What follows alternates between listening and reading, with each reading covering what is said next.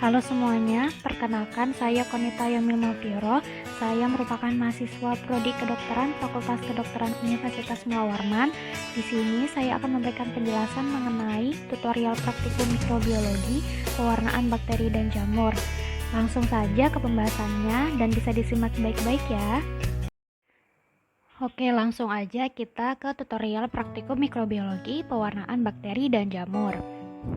Nah, untuk tujuan dari praktikum ini sendiri yaitu mengetahui teknik pewarnaan mikroba, mengetahui struktur morfologi sel bakteri, melihat bentuk sel dan sifat gram bakteri, dan mengamati morfologi jamur atau fungi. Kemudian, untuk metode dari pewarnaan bakteri dan jamur ini, yang pertama untuk bakteri, ada pewarnaan sederhana, pewarnaan negatif, dan pewarnaan diferensial, di mana pewarnaan diferensial dibagi menjadi dua, yaitu pewarnaan gram dan pewarnaan tanah asam. Untuk pewarnaan jamur, itu dibagi menjadi pewarnaan KOH dan pewarnaan lactophenol cotton blue atau LPCB. Kemudian yang pertama kita akan membahas tentang pewarnaan bakteri. Untuk yang pewarnaan bakteri, yang pertama pewarnaan sederhana, di mana tujuannya untuk mengetahui morfologi dan susunan dari sel bakteri. Nah, pewarnaan sederhana ini merupakan metode yang relatif cepat dan berguna untuk menguji keberadaan, menentukan bentuk, atau menentukan jumlah bakteri yang ada dalam sampel. Kemudian untuk alat dan bahan untuk pewarnaan sederhana ini ada kertas saring, kemudian kaca objek dan kaca penutupnya, jarum inokulum atau ose, mikroskop, pembakar Bunsen, pewarna metilen blue, kristal violet, karbulflusin, kemudian ada kultur bakteri yang sudah diisolasi dan minyak imersi. Kemudian lanjut ke cara kerjanya. Yang pertama, letakkan sebuah kaca objek di atas meja kerja, kemudian teteskan setetes air di tengah-tengah kaca objek tersebut. Kemudian dengan menggunakan jarum ose yang telah dipijarkan, ambil sedikit biakan bakteri yang sudah diisolasi atau dari biakan murni bakteri. Kemudian buat apusan pada air yang terletak pada kaca objek dengan cara menggesek-gesekkan jarum ose yang berisi biakan bakteri sehingga didapatkan suatu campuran yang tipis dan merata. Kemudian fiksasi di atas api Bunsen dengan jarak sekitar 30 cm dari nyala api. Dalam memfiksasi ini jangan terlalu panas sehingga karena dapat merusak bentuk dari sel. Kemudian teteskan salah satu dari larutan pewarna pada sediaan yang telah difiksasi. Untuk pewarna metilen blue itu akan mewarnai sel dalam waktu 30-60 detik, untuk kristal violet dalam waktu 10 detik, dan untuk karbulflusin dalam waktu 5 detik. Kemudian cuci dengan air mengalir, keringkan sediaan dengan meletakkannya di antara kertas saring, kemudian amati dengan mikroskop dengan menggunakan perbesaran 1000 kali dan menggunakan minyak imersi. Yang terakhir, catat dan gambar bentuk sel dan warna sel mikroorganisme. Ini juga sama, lanjut aja. Kemudian yang kedua yaitu pewarnaan negatif atau pewarnaan tak langsung, di mana pewarna yang dipakai pada pewarna negatif ini yaitu salah satu pewarna asam yaitu nigrosin atau tinta Cina. Nah, karena daya mewarnai pada zat ini berada pada ion negatif dan tidak bereaksi dengan ion negatif lainnya dari sel bakteri, maka pewarna ini tuh tidak mewarnai sel. Dia mewarnai lingkungan sekitar sel sehingga kita bisa mengamati bentuk-bentuk dari sel bakteri dan juga ukurannya dengan lebih jelas. Kemudian ini untuk alat dan bahannya, ada pembakar Bunsen, ada kaca objek dan kaca penutupnya, jarum inokulum atau ose, mikroskop, pewarna nigrosin, kemudian ada kultur bakteri dan ada minyak imersi. Kemudian untuk cara kerjanya, yang pertama, teteskan 1 tetes cairan nigrosin atau tinta Cina pada pinggir ujung kaca objek. Kemudian dengan menggunakan jarum ose yang telah dipijarkan, ambil sedikit biakan bakteri dan suspensikan pada tetesan nigrosin pada permukaan kaca objek. Kemudian ratakan suspensi bakteri dalam nigrosin pada permukaan kaca objek ini dengan menggunakan kaca objek yang lain, lalu biarkan kering pada suhu kamar dan amati dengan mikroskop perbesaran 1000 kali. Kemudian gambar bentuk bakteri yang dilihat. Ini juga sama, lanjut saja.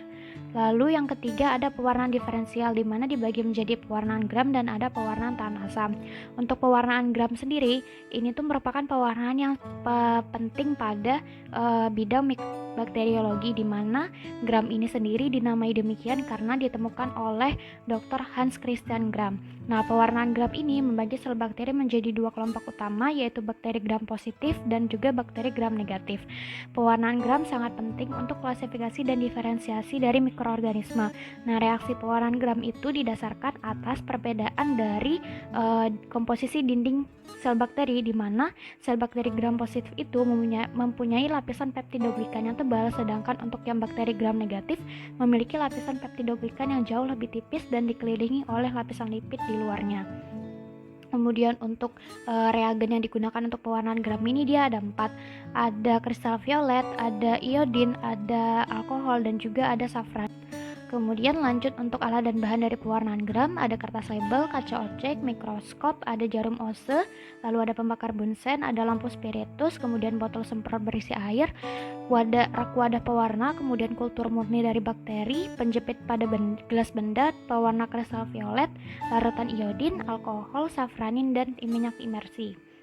Kemudian untuk cara kerjanya, yang pertama, bersihkan objek gelas menggunakan alkohol 70% dan tisu untuk menghilangkan noda dan lemak yang menempel. Kemudian buatlah pulasan bakteri di atas gelas objek, keringkan dan fiksasi dengan api. Kemudian teteskan pewarna kristal violet di mana merupakan pewarna gram A dan diamkan selama 60 detik. Lalu buanglah sisa pewarna dan cuci sisanya dengan air mengalir.